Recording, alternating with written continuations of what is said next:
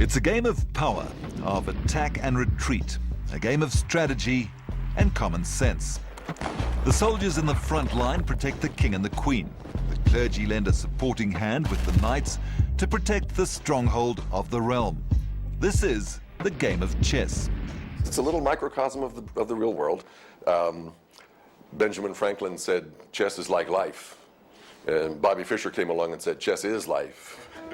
Sometimes you wake up in the morning knowing something wonderful is going to happen. Most of the time, it don't. And life is hard in the South Bronx of New York.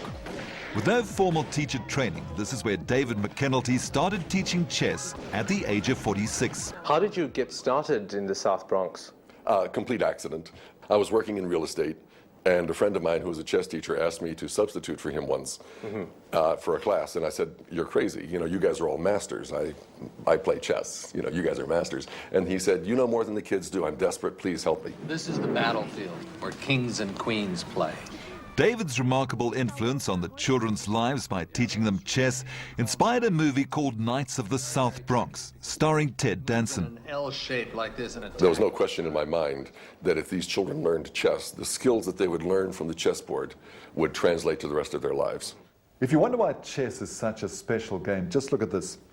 Just for your opening move, there are 20 choices. Now, your opponent can react in many different ways.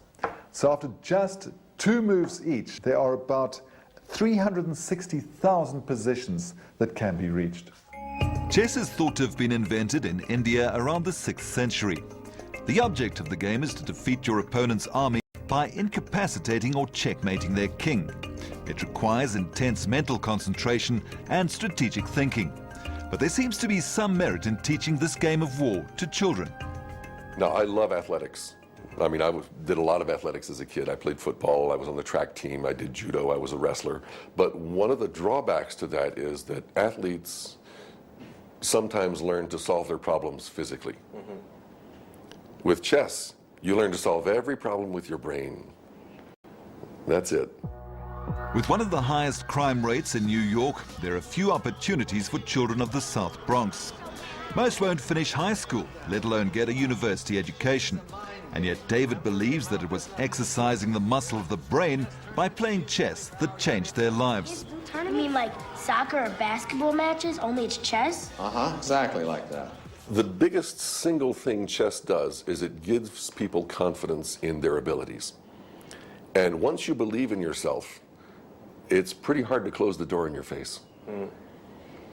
And so what I see chess doing is giving people the technical skill in a highly cerebral area so that they now know that they can do something. Who are we playing, black kids? Dawson, why didn't you tell us we were playing against a bunch of rich kids? Because it doesn't make any difference. From just helping out on a temporary basis, David was made a permanent chess teacher. He started a small chess team and gradually introduced them to tournament chess. Against impossible odds, within a short time, the Knights of the South Bronx won first-place trophies for 4 consecutive years in the New York Schools Chess League. And over a 5-year period, the players won more than 500 trophies. But for many, chess still carries the stigma of being elitist. Checkmate. I won! Have you met with much skepticism as far as, you know, taking disadvantaged kids and teaching them this elitist game? I used to, I don't anymore, because now generally when people meet me, they know what I've done. And, you know, I've taken these children of poverty and high crime areas and turned them into national champions. We got invited to the White House. You know, it's pretty hard to put them down after that. The South Bronx can be a rough neighborhood where the streets are often more attractive than the classroom. But many of David's students went on to become college graduates, and chess, he believes, was the motivating factor. And it's just so thrilling to see these kids from this area getting their degrees. One of them's getting a double major in economics and computer science. I mean, what is it he's not going to be able to do in the business world? David Berman is a South African living in New York, and he believes that chess has taught him to think strategically. And the thinking skills he developed has helped him anticipate the stock markets as one of New York's most successful retail hedge fund managers. I feel I could really help my brain expand and do things that I never thought I would ever do. It made me accomplish dreams I never thought I'd accomplish.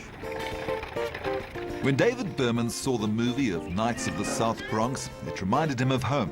And soon after that, through a fortuitous coincidence, he met David McKenulty at a chess tournament. My kids was playing in a chess tournament, and someone pointed him out to me and said, "That's the man that the movie was made about." You know, when I walked in, people were saying, "Oh, that's the guy the movie was about," you know. And I'd just seen the movie the month before and thought that this movie was brilliant for South Africa. He came up and we started talking, and he asked if I'd like to come to Cape Town and do chess. Well, that's a no-brainer. Really, the primary message of the movie is that it doesn't matter on your skin color, it doesn't matter on whether you're rich or you're poor, you can play chess, and chess is a great equalizer. They started an organization called Chess for Change and have shown the film to more than 10,000 children. By training teachers here to teach the game, they hope to get chess into as many schools as possible. I've done some research into what effects chess has. And chess has there's an amazing amount of research out there that conclusively proves that chess, beyond any doubt, helps kids become smarter. This is Sullivan Primary School in Lavender Hills. Move them around, okay? Mary Bikies is a teacher there. When they saw that movie, they could relate to it. With drug abuse, family abuse, children are being abused by family members. Violence on the streets. Oh, it's you name it, it's there. With the help of Chess for Change, Mary has started classes at her school. And she's very positive about the impact that chess can have on her learners. What I did was, after David them left, they gave me 6 chess sets. And I just put it out. Said nothing. Didn't tell the children we're going to play chess. Just put it out. And as they walked past, wow, it was amazing, because they would come and say, "Oh, chess, can I play? Will I be allowed to?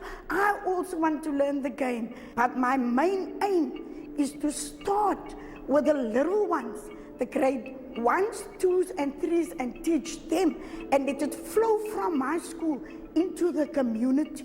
Chess has been called the gymnasium of the mind. Scientific surveys have shown that science and maths marks can shoot up by 20 to 30%, and a learner's IQ can actually be improved by up to 5% a year. A psychologist advised Lenta Marie to make both her sons play chess for an hour a day because their maths marks were so low. En na net 3 maande van elke dag skaak speel, het sy wiskundepunte geklim van ondergemiddeld af na 99% gemiddeld aan die einde van die eerste kwartaal op sy rapport.